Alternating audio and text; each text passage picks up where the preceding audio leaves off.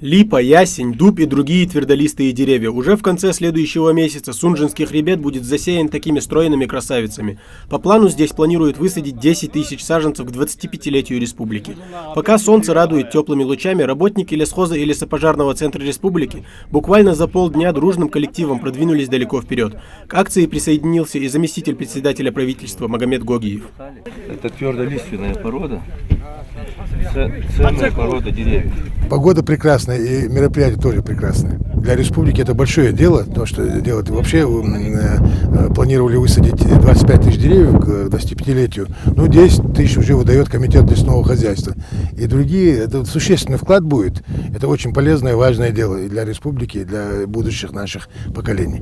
Здесь строго соблюдают расстояние между рядами и саженцами, чтобы, подрастая, деревья не мешали друг другу. А чтобы обезопасить их от поджога со стороны сухостоя, по обе стороны от зоны высадки участники выкапывают противопожарную полосу. В рамках программы развития лесного хозяйства на площади больше 50 гектаров планируется высадить 91 тысячу деревьев.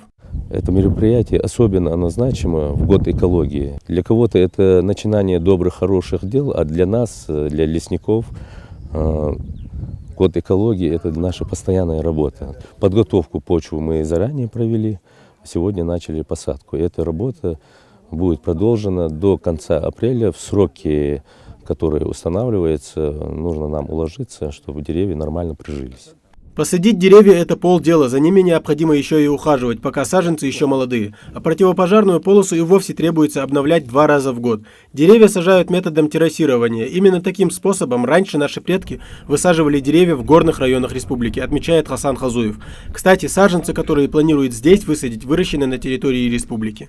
Впервые в Республике Ингушетия комитет проводит посадку леса собственными посадочным материалом. До сих пор республика завозила.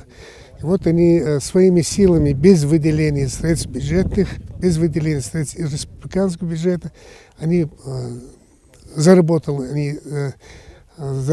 их питомник и вырастили 100 тысяч саженцев ясени и где-то 18 тысяч саженцев дуба красного.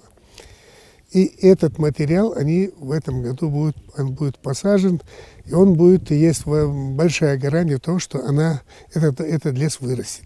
В комитете лесного хозяйства надеются, весенние дожди не отразятся на графике и завершить высадку успеют в срок. А работы у активистов немало. Тамерлан Хамхоев, Исмаил Гатагажев, Адам Далаков, Новости 24.